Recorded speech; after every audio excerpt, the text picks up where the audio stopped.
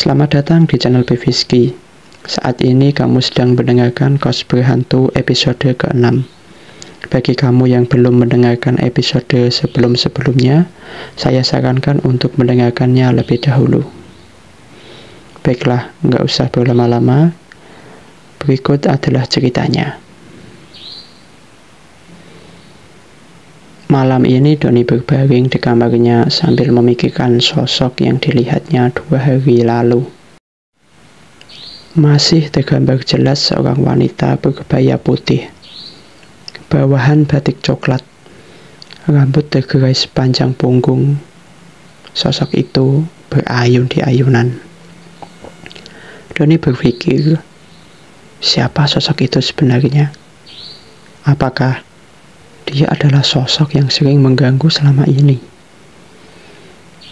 Saat Doni merenung, tiba-tiba terbesit sesuatu yang janggal di pikirannya.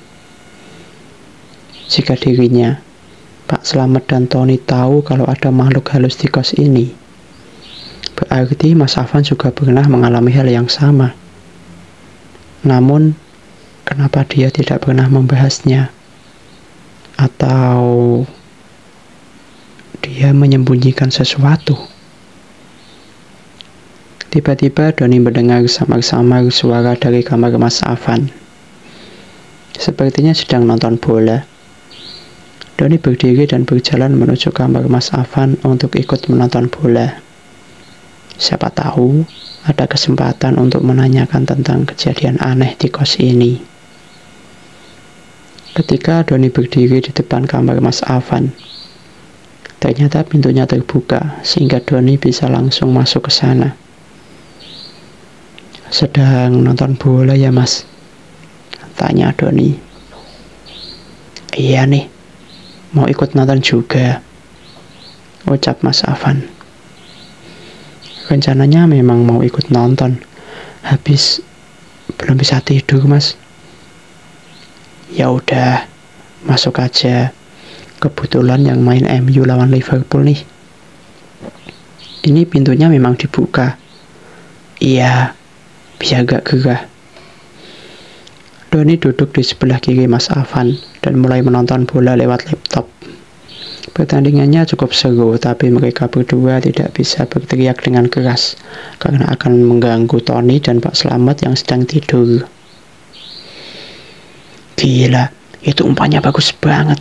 Tapi sayang sundulannya kurang bagus, ucap Mas Afan dengan antusias. Itu karena diganggu lawan Mas. Coba kalau itu tadi nggak ada gangguan, mungkin sudah jadi gol. Iya sih, tapi kalau pemain bagus harusnya bisa mengatasi lawan kayak tadi. Ya, mungkin belum beruntung saja. Ntar juga ada kesempatan lagi. Keseruan Mas Afan dan Doni terus berlanjut. Karena laga yang sangat seru mengakibatkan mereka beberapa kali lepas kendali. Mereka sempat teriak dengan kencang, namun saat ingat kalau ada yang tidur, mereka langsung diam. Tanpa terasa, babak pertama selesai dengan skor imbang 1-1. Mumpung suasananya sedang enak, Doni merasa ini waktu yang tepat bertanya kepada Mas Afan. Apakah dia juga merasa kalau di kos ini banyak keanehan? Mas, aku boleh tanya sesuatu nggak? Ucap Doni sedikit ragu-ragu. Tanya apa, Don? Gimana ngomongnya ya? Mau tanya apa sih? Kok ragu-ragu? Mas Afan pernah mengalami hal mistis gak di kos ini? Mas Afan seketika diam. Dia kaget dengan pertanyaan Doni. Gimana Mas? Pernah gak? Ucap Doni lagi. Kenapa kamu tiba-tiba tanya itu? Jujur ya, meskipun aku baru ngekos di sini, tapi sudah banyak kejadian aneh yang aku alami. Aku, Pak Slamet, dan Tony juga mengalami keanehan. Terus, rasanya janggal jika hanya Mas Afan saja yang tidak pernah mengalami hal mistis. Mas Afan menarik nafas pelan lalu mulai bicara. Jujur, memang ada sesuatu yang aneh di kos ini. Jadi Mas Afan juga mengalami? Iya, aku memang pernah mengalami beberapa kali kejadian aneh. Seperti aroma wangi, tiba-tiba suasana panas, dan beberapa kali benda di kamar bisa pindah sendiri. Tapi dari semua itu ada kejadian yang tak pernah aku lupakan. Kejadian ini terjadi 2 bulan sebelum kamu menempati kamar itu. Waktu itu, aku baru pulang kerja, kira-kira jam 9 malam. Karena badan terasa capek, jadi langsung rebahan di kasur. Mungkin sekitar 10 menit, aku sudah mulai mengantuk. Saat mataku mulai terpejam, tiba-tiba aku mendengar suara benda jatuh. Sontak saja aku bangun dan mulai mencari benda apa yang jatuh itu. Aku sudah mencari di atas meja, di lantai, bahkan sampai ke kolong tempat tidur, tapi aku tidak menemukan benda apa yang jatuh. Padahal aku sangat yakin bahwa aku benar-benar mendengar ada sebuah benda yang jatuh. Tapi aku tak berhasil menemukannya. Tak mau terlalu memikirkannya, akhirnya aku kembali ke atas tempat tidur. Baru saja aku naik, tiba-tiba terdengar suara benda jatuh. Tapi aku menyadari sesuatu. Suara itu bukan berasal dari kamarku, melainkan berasal dari kamar kosong yang ada di sebelahku. Dan kamar itulah yang kamu tempati sekarang. Setelah tahu kalau suara itu bukan dari kamarku, aku tidak takut.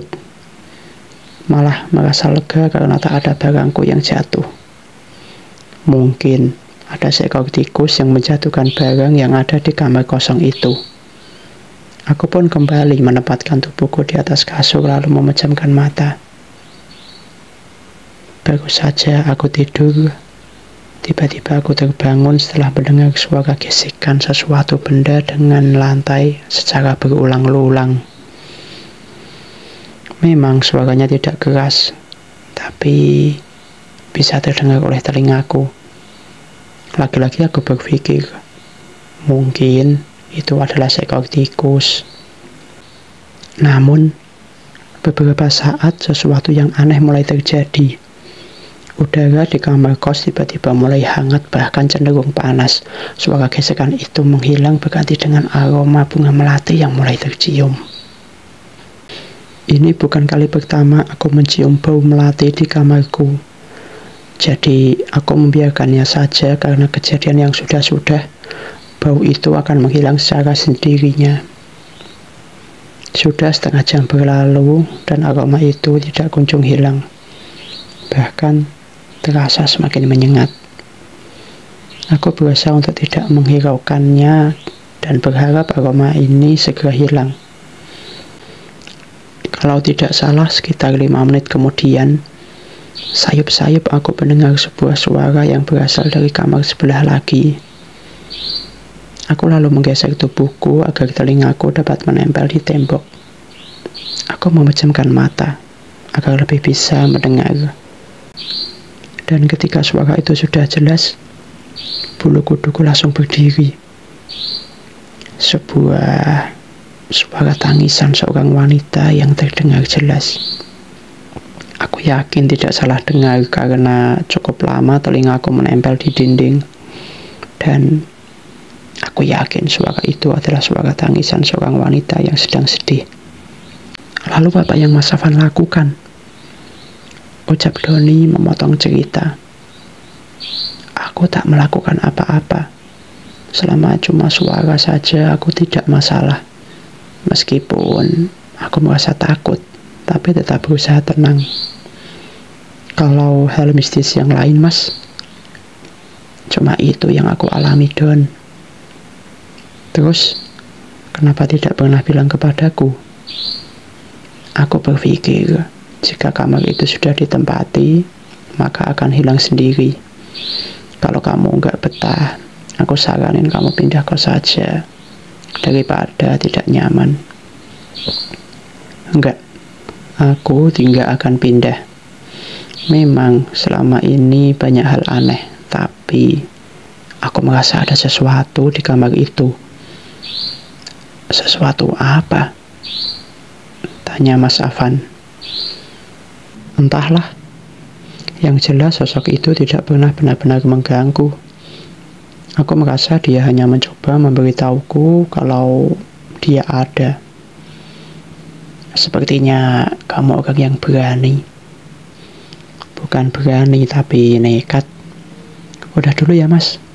Aku mau balik ke kamar untuk tidur. Iya.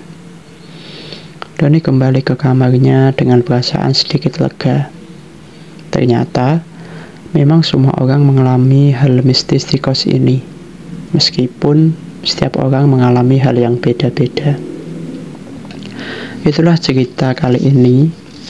Mohon maaf jika terjadi salah-salah kata atau hal lain. Semoga kalian terhibur dengan konten yang aku buat. Nantikan juga episode selanjutnya.